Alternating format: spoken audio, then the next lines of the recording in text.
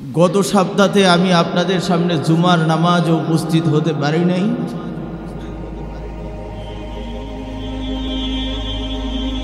আপনারা অনেকে জেনেছেন আমার আব্বাজান দুনিয়া থেকে বিদায় নিয়েছেন। আজকেও আমি আমার এই মসজিদের খতিবগিরিতে আসার পরে আমার দুই অভিভাবক, আমি একদিন আপনাদের সামনে বলেছিলাম আমার আব্বা এবং উপজেলা চেয়ারম্যান সাহেব যিনি ছিলেন আলহাজ শাহজাহান ভুইয়া সাহেব আমার দুইজন অভিভাবক ছিলেন। আমার দুই অভিভাবককে আমি এক সপ্তাহের ব্যবধানে হারিয়ে ফেলেছি। আমার কাছে মনে হচ্ছে আমার থেকে অসহায় আর কেউ নেই। আমাদের বংশের এই দুই অভিভাবক মাত্র এক সপ্তাহের ব্যবধানে বিদায় হয়েছে। গত শুক্রবারে আব্বাজানের জানাজা পড়েছি, এই শুক্রবারে আজকে হয়তো বা কাকার জানাজা পড়ব। আল্লাহ তাআলা এমন একটা দিন, এমন একটা দৃশ্য আমি দেখব, আমি কোনো দিন কল্পনাও করি নাই। না বান্দা না, তোমার দুনিয়ার এরকম ভাবে কষ্টের সফর তুমি শেষ করেছো। এবার আল্লাহ তাআলা বলবেন ওয়াদখুলি জান্নাতি, আমি রব তোমার জন্য জান্নাতে খাদেম খুদ্দামের ব্যবস্থা করে দিব, আমি তোমার হুর আর গিলমানের ব্যবস্থা করে দিব। তুমি দুনিয়ার অনেক দামি দামি ফল দেখেছো, কিন্তু টাকার অভাবে খাবাই খাইতে পারো নাই। তুমি দুনিয়ার অনেক এই চোখ দিয়ে অনেক বড় বড় বিল্ডিং দেখেছো, কিন্তু তোমার ঘোরার মতো তৌফিক হয় নাই। দুনিয়াতে এই চোখ দিয়ে দামি দামি গাড়ি দেখেছো, কিন্তু ওই গাড়িতে চড়ার সুযোগ হয় নাই। দুনিয়াতে অনেক সুন্দরী সুন্দরী নারী তোমার চোখ দিয়ে দেখেছিলা, কিন্তু এই নারীকে ভোগ করার সুযোগ তোমার হয় নাই।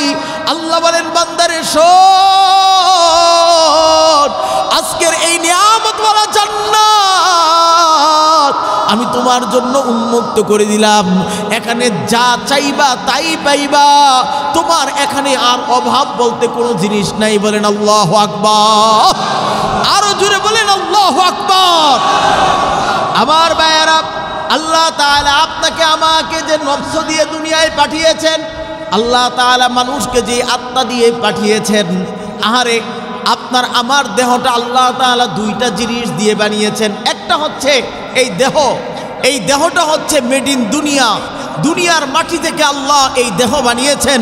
আরেকটা রূহ যেটা আপনার আমার ভিতরে আছে, তার নাম হচ্ছে রূহ, এটা হচ্ছে মেড ইন আখিরাত, যেটা আল্লাহ তাআলা আলমে আরওয়াহ থেকে আপনার আমার ভিতরে দিয়েছেন। আবার এটা আলমে আরওয়াহর কাছে ফেরত, আবার এরকম ভাবে আল্লাহ তাআলার আরশে আজিমের কাছে চলে যাবে। আমার ভাইয়েরা, যেটা আসমান থেকে এসেছে এটা আসমানে ফেরত চলে যাবে। যেই দেহটা মাটি থেকে বানিয়েছে, এই দেহটা মাটির সাথেই এরকম ভাবে মিশে যাবে। আল্লাহ তাআলা আপনাকে আমাকে এই দুনিয়ার মুসাফির হিসাবে পাঠিয়েছেন। মান ইয়াহদিহিল্লাহু ফালা মুদিল্লা লাহু ওয়া মান ইউদ্লিলহু ফালা হাদিয়া লাহু ওয়া আশহাদু আন লা ইলাহা ইল্লাল্লাহু ওয়াহদাহু লা শারীকা লাহু وأشهد أن سيدنا وسندنا وحبيبنا ومولانا محمد صلى الله عليه وعلى آله وأصحابه وبارك وسلم. وقال سبحانه وتعالى في كلامه المجيد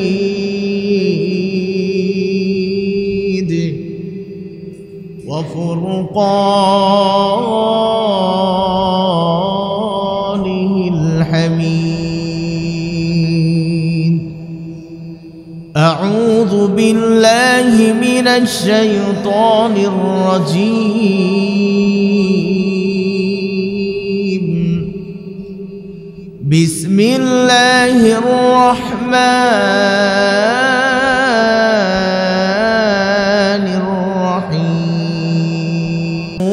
الرحيم أحد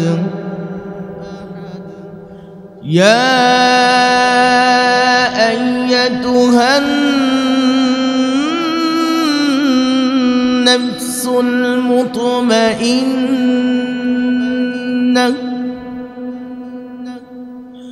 يا أيتها النفس المطمئنة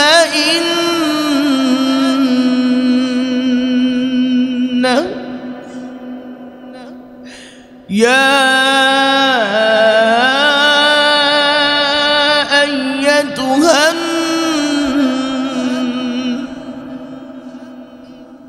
النفس المطمئنة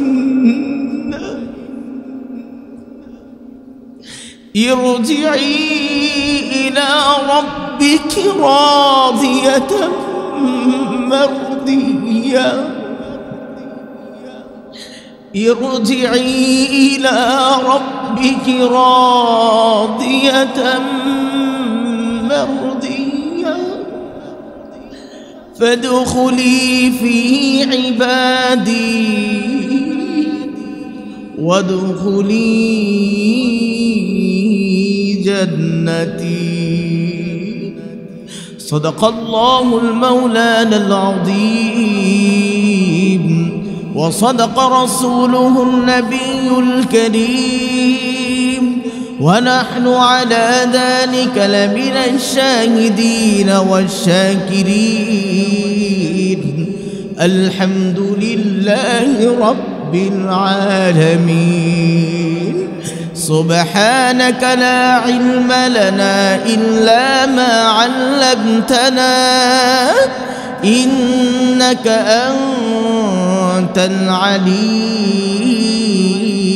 الحكيم رہے میرے مسکن حوالی کعبہ بنے میرے مدفن دیار مدینہ بلغ العلا بکمالہ كشف الدجى بجماله حسنت جميع خصاله صلوا عليه وآله সবাই একটু জবান খুলে দিয়ে জিকির করেন লা ইলাহা ইল্লাল্লাহ লা ইলাহা الله لا إله الله لا إله الله لا إله तेरे सिवा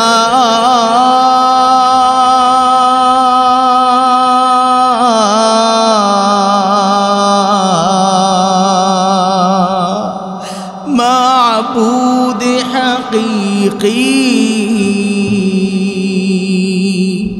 کوئی نہیں ہے کوئی نہیں لا الہ اللہ لا الہ اللہ لا الہ হায়াতের মালিক যেই আল্লাহ মৌতের মালিক সেই আল্লাহ লা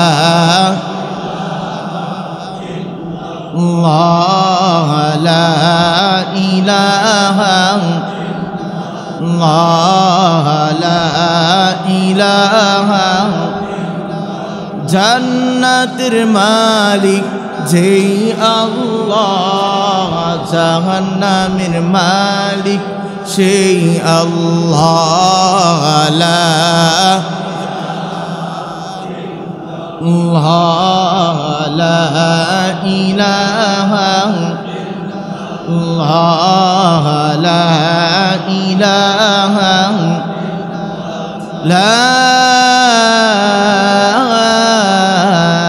ইলাহা ইল্লাল্লাহু মুহাম্মাদুর রাসূলুল্লাহ সাল্লাল্লাহু আলাইহি ওয়াসাল্লাম আল্লাহু হাদিরি আল্লাহু নাদিরি আল্লাহু শাহিদি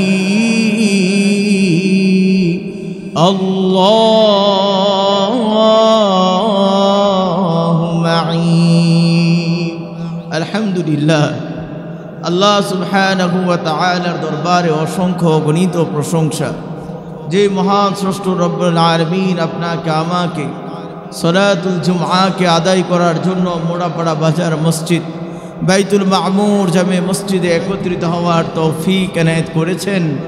এই জন্য আমরা সবাই অন্তরস্থল থেকে আল্লাহকে রাজি খুশি করার জন্য আকাশ বাতাসকে মুখরিত করে উচ্চ আওয়াজ ও উচ্চ কণ্ঠে কালিমাতুশ শুকর আদায় করব। সকলেই পড়ব আলহামদুলিল্লাহ। আমরা গত সপ্তাহে আমি আপনাদের সামনে জুমার নামাজে উপস্থিত হতে পারি নাই।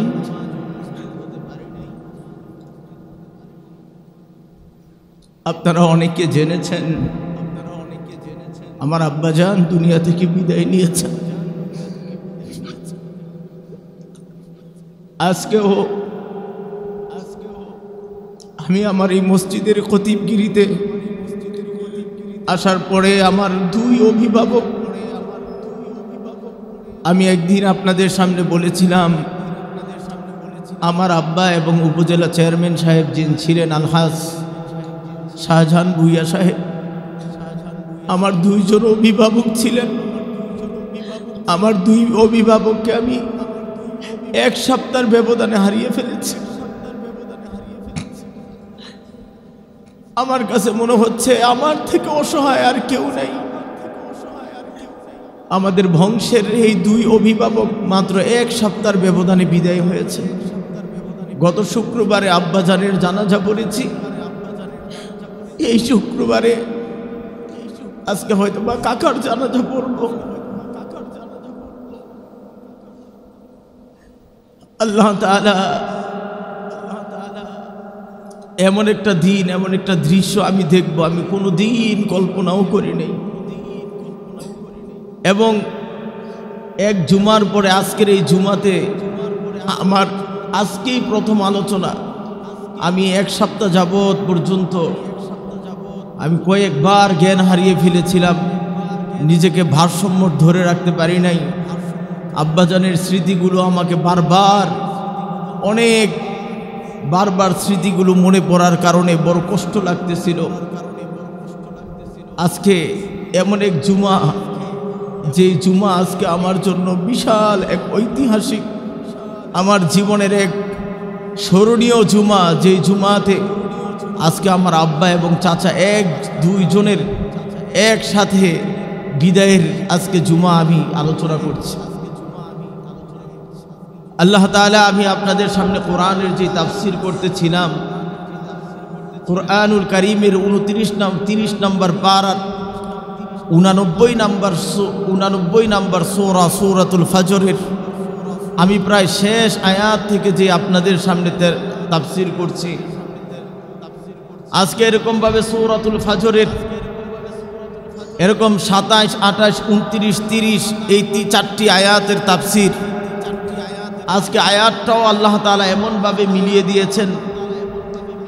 আল্লাহ তাআলা দুনিয়া থেকে তো হাজারো মানুষকে তৈরি করেছেন, বিদায় হবে, কিন্তু এই পৃথিবী থেকে যারা বিদায় হবে তাদের ভিতরে সর্বোত্তম, সর্বশ্রেষ্ঠ, আল্লাহ তাআলার জান্নাতের মেহমান কোন আত্মা, কোন রূহ, কোন মানুষটা আল্লাহ তাআলার জান্নাতের মেহমান হবে, কোন আত্মা, কোন রূহ গ্রহণ করলে আপনার সবচেয়ে বেশি আল্লাহর মেহমান, আপনার প্রিয়তম আল্লাহর বান্দা হবেন। আল্লাহ তাআলা এখানে এই আয়াতের কথা বলেছেন। আল্লাহ বলেন, ইয়া আইয়াতুহান নাফসুল মুতমাইন্না, ইয়া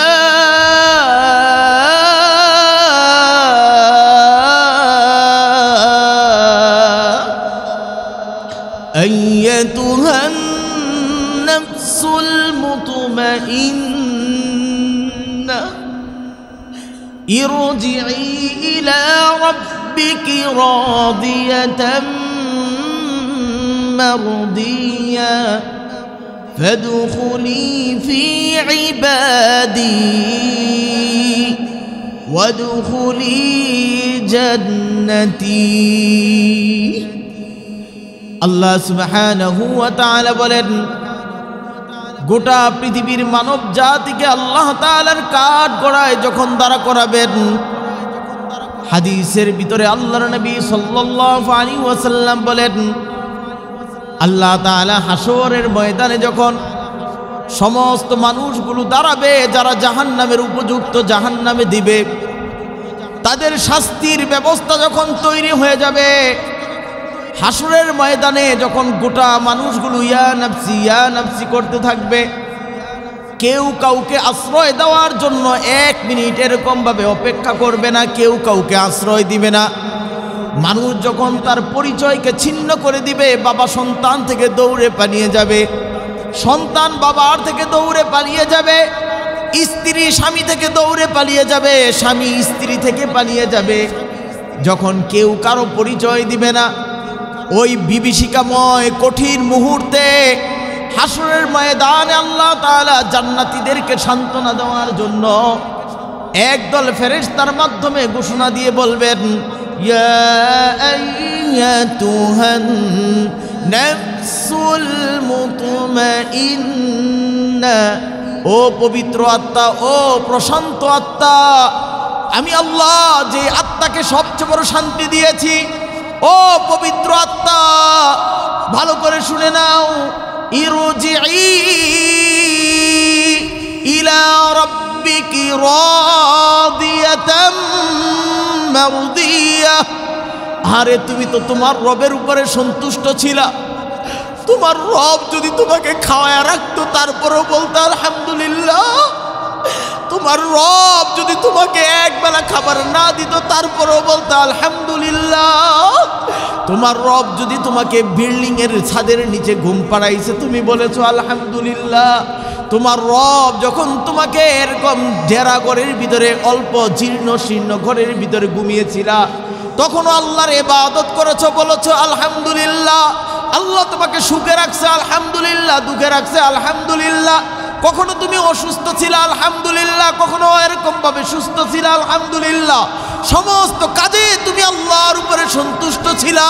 এবার আল্লাহ সুবহানাহু ওয়া তাআলা বলেন, ও বান্দা শোন, ইরজিই ইলা রাব্বিকি রাদিয়াতাম মারদিয়া। তুমি যেমন আল্লাহর প্রতিটা কাজের উপরে সন্তুষ্ট ছিলা, আমার আল্লাহ তোমার উপরে সন্তুষ্ট হয়ে গেছে। বলেন সুবহানাল্লাহ। তুমি যেমন আল্লাহর ইবাদতের ব্যাপারে তোমার কোনো এশকাল ছিল না, তুমি গরিব, তুমি অসহায়, তুমি রিক্সা চালক, তুমি ভ্যান চালক, তুমি ঠেলা চালক, আরে তুমি এরকম ভাবে ইফতারির সময় ভালো কোনো খাবার পাও নাই, সেহরি খাওয়ার জন্য ভালো কোনো খাবার পাও নাই, বড় কষ্ট করে 1 গ্লাস পানি খেয়ে, সামান্য 1 মুঠো ভাত খেয়ে তুমি রোজা রেখেছিলা, তারপরও রবের ইবাদত ছাড়ো নাই। আমার রব বলেন, তুমি যেমন আমি রবের উপরে তুমি সন্তুষ্ট ছিলা, আমি আল্লাহ তোমার প্রতিটা কাজে কাজে সন্তুষ্ট হয়ে গেছি। বলেন সুবহানাল্লাহ। ইরজিই ইলা রাব্বিকি রাদিয়াতাম মারদিয়া। আমি রব তোমার প্রতিটা কাজে সন্তুষ্ট হয়ে গিয়েছি। ফাদখুলি ফি ইবাদি।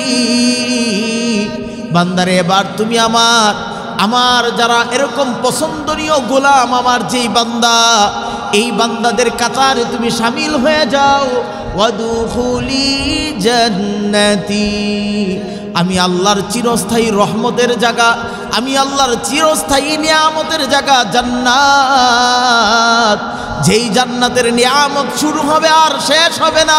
তোমাকে কোনোদিন কোনদিনকালও জান্নাত থেকে বের করে দেওয়া হবে না। ফাদখুলি ফি ইবাদি ওয়াদখুলি জান্নাতি। হে বান্দা, দুনিয়ার ভিতরে বড় কষ্ট করেছো। হে বান্দা, দুনিয়াতে বহুত কষ্ট করেছো। আরামের ঘুম ছেড়ে দিয়া ফজরের জামাতে শরীক হইতা। হে বান্দা, আমার নবীর সুন্নত আঁকড়ে ধরার জন্য মানুষ তোমাকে টিটকারি করার পরও রসুলের সুন্নত ছাড়ো নাই, পাগড়ি ছাড়ো নাই, টুপি ছাড়ো নাই, পাঞ্জাবি ছাড়ো নাই, দাড়ি ছাড়ো নাই।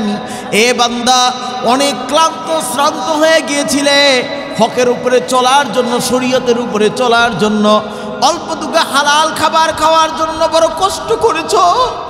রাত দিন ভর তুমি মেহনত করেছো হালাল খাবারের জন্য। ইচ্ছা করলেই তুমি হারাম খাইতে পারতা, ডাকাতি করতে পারতা, মাস্তানি করতে পারতা, চুরি করতে পারতা। না বান্দা না, তোমার দুনিয়ার এরকম ভাবে কষ্টের সফর তুমি শেষ করেছো। এবার আল্লাহ তাআলা বলবেন ওয়াদখুলি জান্নাতি।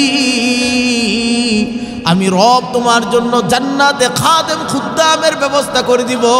আমি তোমার হুর আর গিলমানের ব্যবস্থা করে দিব। তুমি দুনিয়ার অনেক দামি দামি ফল দেখেছো, কিন্তু টাকার অভাবে খাইতে পারো নাই। তুমি দুনিয়ার অনেক, এই চোখ দিয়ে অনেক বড় বড় বিল্ডিং দেখেছো, কিন্তু তোমার ঘোরার মতো তৌফিক হয় নাই।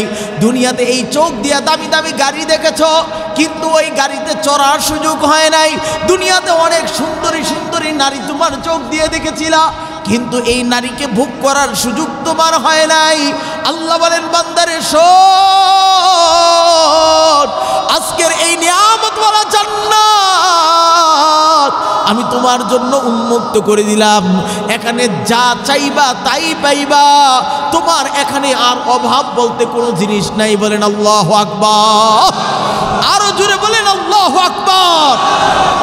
আমার ভাইয়েরা, আল্লাহ তাআলা আপনাকে আমাকে যে নফস দিয়ে দুনিয়ায় পাঠিয়েছেন, আল্লাহ তাআলা মানুষকে যে আত্মা দিয়ে পাঠিয়েছেন, আহারে আপনার আমার দেহটা আল্লাহ তাআলা দুইটা জিনিস দিয়ে বানিয়েছেন। একটা হচ্ছে এই দেহ, এই দেহটা হচ্ছে মেড ইন দুনিয়া, দুনিয়ার মাটি থেকে আল্লাহ এই দেহ বানিয়েছেন। আরেকটা রূহ যেটা আপনার আমার ভিতরে আছে, তার নাম হচ্ছে রূহ। এটা হচ্ছে মেড ইন আখিরাত, যেটা আল্লাহ তাআলা আলমে আরওয়াহ থেকে আপনার আমার ভিতরে দিয়েছেন। আবার এটা আলমে আরওয়াহর কাছে ফেরত, আবার এরকম ভাবে আল্লাহ তাআলার আরশ আজিমের কাছে চলে যাবে। আমার ভাইয়েরা, যেটা আসমান থেকে এসেছে এটা আসমানে ফেরত চলে যাবে। যেই দেহটা মাটি থেকে বানিয়েছে, এই দেহটা মাটির সাথেই এরকম ভাবে মিশে যাবে। আল্লাহ তাআলা আপনাকে আমাকে এই দুনিয়ার মুসাফির হিসাবে পাঠিয়েছেন। এই জন্য খুব ভালো করে বুঝেন, ভালো করে বুঝেন, আল্লাহ তাআলা আপনাকে আমাকে যে এরকম ভাবে রূহ দিয়েছেন, আত্মা দিয়েছেন, কলব দিয়েছেন, এই সম্পর্কে আপনাকে আমাকে ধারণা নিতে হবে। আল্লাহ তাআলা তিন প্রকারে আপনাকে আমাকে বানিয়েছেন। এক নম্বরে আল্লাহ তাআলা বলেন মানুষের নফস তিন প্রকার হয়। একটা হচ্ছে নফসে আম্মারা, আরেকটা হচ্ছে নফসে লাওয়ামা, আরেকটা হচ্ছে এরকম ভাবে নফসে মুতমাইন্না। আল্লাহ তাআলা প্রথমে এরকম ভাবে নফসে আম্মারা সম্পর্কে বলেছেন ওমা উবাররিউ নাফসি ইন্নান নাফসাল আম্মারাতা বিসু। মানুষের একটা গুনার একটা নফসে আম্মারা আছে, যেই আম্মারাটা চোখ দিয়ে যা দেখতে মন চাই তাই দেখে, কান দিয়ে যা শুনতে মনে চায় তাই শুনে, জবান দিয়ে যাকে যা কিছু বলতে চাই তাই বলে ফেলে, হাত দিয়ে যা করতে চাই তাই করে ফেলে, পা দিয়ে যা করার তাই করে ফেলে। এই জন্য এর কোনো এরকম নিষেধাজ্ঞা নাই। আল্লাহ তাআলা বলেন এই নফসটার নাম নফসে আম্মারা। এই নফসে আম্মারা যেই ব্যক্তির হবে, ওই ব্যক্তি বিনা হিসাবে জাহান্নামে চলে যাবে। নাউজুবিল্লাহ বলেন। কোথায় চলে যাবে? জাহান্নামে। যেই ব্যক্তির চোখ যা চায়, জবান যা চায়, কান যা চায়, পা যা চায় তাই করে, তো আল্লাহ আল্লাহ তাআলা বলেন এটা হচ্ছে নফসে আম্মারা, সে নফসে আম্মারার গোলাম হয়ে গেছে। এই জন্য আল্লামা শেখ সাদী রহমতুল্লাহি আলাইহি তার কিতাবে বলেছেন মুকুন নফসে আম্মারেরা पैरवी, মুকুন নফসে আম্মারেরা पैरवी, কে নাগা গ্রেফতার দোজখ ছবি। কোন ব্যক্তির নফস যদি নফসে আম্মারা হয়ে যায়, ওই ব্যক্তির জাহান্নামে তার ঠিকানা হয়ে যায়। এ মেরে মুহতারাম, একটা হচ্ছে নফসে আম্মারা। আজ থেকে আপনার নফসে আম্মারাকে আপনি কন্ট্রোল করেন। চোখ যা চাই তাই দেখা যাবে না, কান যা চায় তাই শোনা যাবে না, জবান যা চায় তাই বলা যাবে না, খাওয়া যাবে না, হাত যা চায় তাই করা যাবে না, এরকম পা যা চায় তাই করা যাবে না। এই সমস্ত অঙ্গ প্রত্যঙ্গকে কন্ট্রোল করে চলানোর নাম এরকম ভাবে এই নফসে আম্মারা থেকে আপনাকে বাঁচাতে হবে, নচেত এই নফসে আম্মারা আপনাকে জাহান্নামে নিয়ে যাবে। কথা বলেন ঠিক কিনা? মেরে মুহতারাম, 2 নম্বরে হচ্ছে নফসে লাওয়ামা। আল্লাহ তাআলা কোরআনের ভিতরে লাওয়ামা সম্পর্কে বলেন লা উকসিমু বিয়াউমিল কিয়ামা ওয়া লা উকসিমু বিন নাফসিল লাওয়ামা। আল্লাহ তাআলা সূরাতুর এরকম ভাবে নফসের লাওয়ামা সম্পর্কে আল্লাহ শপথ করে বলেন নফসে লাওয়ামা কি তুমি কি জানো? নফসে লাওয়ামা আহারে আগে গুনার দিকে যায়, কিন্তু গুনাহ করার সময় মনটা বাধা দেয়, না রে ভাই এটা তোর জন্য গুনাহ, এটা তোমার জন্য না, এটা তোমার জন্য না। চোখ গুনার দিকে তাকাইতে মনে চায়, মন বাধা দেয়। কান গান শুনতে মনে চায়, আল্লাহর নাফরমানি শুনতে মনে চায়, মনটা বাধা দেয়। হাত গুনার দিকে চলে যেতে চায়, মনটা বাধা দেয়। পা গুনার দিকে যেতে চায়, এরকম ভাবে মনটা বাধা দেয়। সমস্ত কাজে যেই বিবেক, যে আত্মা, যে মন আপনাকে বাধা দেয়, তার নাম হচ্ছে নফসে লাওয়ামা। আল্লাহু আকবার বলেন। তার নাম কি? জোরে বলেন, নফসে লাওয়ামা। আরে এই নফসে লাওয়ামার মাধ্যমে একজন বুজুর্গ ব্যক্তির হাতে যদি কেউ বায়াত হয়ে যায়, আর একটু চেষ্টা করলেই ওই ব্যক্তির আল্লাহর নৈকট্যতম ওলি হয়ে যায়। বলেন সুবহানাল্লাহ। এটা হচ্ছে নফসে লাওয়ামা। 3 নম্বরে হচ্ছে যেই নফসের কথা আল্লাহ এই আয়াতে বলেছেন ইয়া আইয়াতুহান নাফসুল মুতমাইন্না, পৃথিবীর সবচেয়ে দামি আত্মা, পৃথিবীর সবচেয়ে শান্তিময় পবিত্রতম আত্মা, এই সমস্ত লোকের সংখ্যা বড় কম। তাফসীরবিদরা লিখেছেন এই লোকের সংখ্যা বড় কম যেই আত্মাটা সব সময় রবের গোলামি করে, যেই আত্মাটা, যেই রূহ আল্লাহর হুকুমের বাইরে যায় না। আরে এরকম তার চোখ আল্লাহর নাফরমানির কাজে ব্যয় করে না, কানটাও কোনো দিন আল্লাহর নাফরমানির দিকে যায় না, হাত পা অঙ্গ প্রত্যঙ্গগুলো সব কটা নিয়ন্ত্রণে চলে। শুধু নিজেই নিয়ন্ত্রণে না, বরঞ্চ নিজের পরিবারকেও নিয়ন্ত্রণ করে, সাথে সাথে নিজের পাড়া প্রতিবেশীকেও নিয়ন্ত্রণ করে, সাথে সাথে কিছু ভালো মানুষের উপরে চেষ্টা মেহনত করে, পুরো একটা এলাকা, একটা জাতিকে ভালো বানানোর যিনি ফিকির করে, তার নফসেটার নাম হচ্ছে নফসে লাওয়ামা। আল্লাহু আকবার কর। আত্মশুদ্ধি করে বিষয়টা এমন না, বরঞ্চ সে নিজেও বাঁচতে চায়, নিজের পরিবারকেও বাঁচাতে চায়, এরকম তার পরিবার, আহাল পরিবার সবাইকে বাঁচাতে চায়। এই নফসের নাম হচ্ছে নফসে মুতমাইন্না। বলেন নাম কি? নফসে মুতমাইন্না। আহারে আজকে আপনাদের সামনে আমি এমন মুহূর্তে আলোচনা করছি, গত সপ্তাহে আমার আব্বাজান ইন্তিকাল করেছেন, আজকের এই সপ্তাহে আমার কাকা ইন্তিকাল করেছেন। আমার 2 মুরব্বী, আমার ডান আর বাপ আমাকে ছেড়ে চলে গেছেন। যারা আমাকে সব সময় ছায়া দিয়ে রাখতেন, আজকে আমার 2 মুরব্বী আমার থেকে চলে যাচ্ছে। আজকে আমি আমার আব্বাজানের কথা এক মুহূর্তের জন্য ভুলতে পারি না। আমার আব্বা এমন একজন ব্যক্তি ছিলেন, এমন একজন ব্যক্তি ছিলেন যা আমার বুঝ হওয়ার পরে আমি কোনোদিন তাহাজ্জুদের নামাজ তার কাজা হইতে দেখি নাই। একদিনের জন্য উনি তাহাজ্জুদ কাজা করতেন না। আব্বাকে নিয়ে যখন হাসপাতালে থাকতাম, উনি সিটে, আমি মাঝখানে একটা কোনো মতো একটা এরকম বিছানা পেতে শুয়ে থাকতাম। ঠিক তাহাজ্জুদের মুহূর্তে আব্বার ঘুম ভেঙে যাইতো, আমাকে হাত দিয়ে ডাকতো, মুফতি সাহেব উঠো, আমার একটু ওযু করাও, তাহাজ্জুদ পড়বো। যেখানে তার জীবন বাঁচে না, কিন্তু তিনি তাহাজ্জুদকে কখনো ভুলে নাই। এমন একজন বাবা আল্লাহ আমাকে দিয়েছিলেন। সারাদিন তিনি কোরআন তেলাওয়াত করতেন, 5 দিন 4 দিন পরে পরে একটা করে খতম হয়ে যেত। আব্বারে জিগাইতাম, আব্বা এই মাসে কয়টা খতম হয়েছে? আব্বা বলতেন এই মাসে 17টা, এই মাসে আমার 19টা খতম হয়েছে, এই মাসে 16টা খতম হয়েছে। প্রতি মাসে আল্লাহর বান্দার এই দাইমি আমল ছিল। আব্বা জান এরকম ভাবে প্রতিদিন মাগরিবের পরে তিনি খতমে তাহলিলের এই তাসবিহ পড়তেন। তার এই আমলগুলো আল্লাহু আকবার এমন হয়েছে, আমি যখন তাকে আইসিইউতে ঢুকাইলাম, আইসিইউতে যখন তিনি ইন্তিকাল করেন, আব্বা জানের দোয়া করতেন, আল্লাহ আমাকে শুক্রবার দিন আমার বিদায় করে দিয়েন। আব্বা দোয়া করতেন, আল্লাহ আপনি আমার রমজানে মৃত্যু দিয়েন, নচেত শুক্রবারে মৃত্যু দিয়েন। আল্লাহ তার ওলির ডাককে কবুল করছেন। আমার সাথে সর্বশেষ আব্বার রাত্র 12:30টায় যখন কথা হয়, আব্বা আমার কি বলছে আমি একটা কথাও বুঝি নাই। আব্বার মুখে একটা অক্সিজেনের মাস্ক ছিল, আমি একটা কথাও বুঝি নাই। আমি শুধু বলছি, আব্বা আপনি লা ইলাহা ইল্লাল্লাহ পড়েন, আমি আপনার একটা কথাও বুঝি না। আব্বা অনেকক্ষণ আমার দিকে তাকিয়েছিলেন। আহারে ফজরের সময় যখন তিনি ইন্তিকাল করেন, আমি নামাজ পড়ে আসার পরে ডাক্তারনিরা আমাকে বললেন যে হুজুর এটা আপনার কি হয়? আমি জিজ্ঞাসা কেন? আমি বলছি এটা আমার আব্বা হয়। কই দেখেন আপনার আব্বার যখন হার্টবিট একবারে যাইতেছে, কই উনি 3টার দিকেই উঠা বইরা আমাদের ইশারা দিচ্ছে, আমরা ওযু করায় দিতাম, উনি নামাজ পড়ব। যখন তিনি আমরা বলছি যে এখান থেকে ওঠানোর কোনো সুযোগ নাই, উনি এরকম ভাবে হার্টবিটটা যখন যাইতেছিল, আব্বা জোরে জোরে লা ইলাহা ইল্লাল্লাহ লা ইলাহা ইল্লাল্লাহ পড়তে পড়তে দুনিয়া থেকে বিদায় হয়ে গেছে।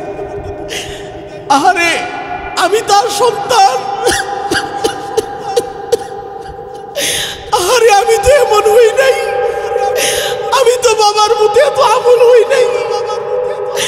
আহারে আমার 2টা মুরব্বী, আব্বা কিছু হলেই শাহজাহান কাকার সাথে পরামর্শ করতো, কাকার বাড়িতে আসতেন, কাকার সাথে সব পরামর্শ করতেন। আমার বলতো আমার যদি আমার হায়াত মৌতের বিষয় আমি যদি মইরা যাই, সব সময় কাকারে মাইন্না চলবা। আহারে আজকে এক জুমার ব্যবধানে আজকে আব্বাও নাই, কাকাও নাই, 2 মুরব্বী একসাথে বিদায়। আল্লাহু আকবার।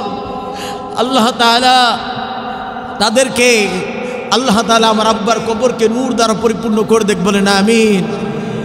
তিনি নিঃসন্দেহে একজন আল্লাহর ওলি ছিলেন। তার কারামত আমার নিজের চোখে আমি দেখছি। আব্বার জানাজা পারাগা ময়দানে দিয়েছি। এই মুরাপাড়া ভুলতা গাউসিয়া হাঁটাবো, চতুর্দিকে এমন বৃষ্টি, কিন্তু মাঝখানে শুধু ঈদগাহ আমাদের বাড়ি পর্যন্ত কোনো বৃষ্টি হয় নাই। আলহামদুলিল্লাহ, কোনো বৃষ্টি নাই। আমি কবর দিছি, কবর শেষ করে পরের দিন আব্বার সব মাটি মাটি আমি সুন্দর ফুলের চারা লাগাইছি। লাগাইতে লাগাইতে আমার বিকাল হয়ে গেছে, আমার কাজ শেষ, মাগরিব পড়া শুরু করছি, আল্লাহ ঝপঝপাইয়া সুন্দর করে বৃষ্টি দিছে। কোন সুবহানাল্লাহ। আমার বাবার কারামত আমার নিজের চোখে দেখছি। আহারে এই শাহজাহান সাহেব, আলহাজ শাহজাহান ভুইয়া, আমি একসাথে কাকার সাথে উমরা করছি। আপনারা তো শাহজাহান ভুইয়াকে নেতা হিসেবে দেখেন, কিন্তু আমার নিজের চোখ থেকে আমি তাকে দেখেছি, কাছ থেকে দেখেছি। উনি মসজিদুল হারামাইন শরীফাইনে ছোট্ট বাচ্চার মতো হয়ে কান্না করতেন, মনে হইতো একবারে শিশু বাচ্চা। উনি এমন কান্না করতেন, সেখানে রোজা থাকতেন। কাকি অনেক আমলি মানুষ, কাকা কাকি 2 জন আমলের জন্য অনেক মসজিদুল হারামাইন শরীফাইনে তাদের ইবাদত আমি নিজের চোখে দেখছি। আল্লাহ তাআলা আমার জানা মতে শাহজাহান সাহেব কারো উপরে জুলুম করে নাই। কথা বলেন ঠিক না? আরে কথা বলেন ঠিক না? আমার জানা মতো উনি চাইলে 1000 কোটি টাকার সম্পদ তিনি কামাই করতে পারতেন। এরকমভাবে তিনি কারো প্রতি অবিচার জুলুম করে নাই।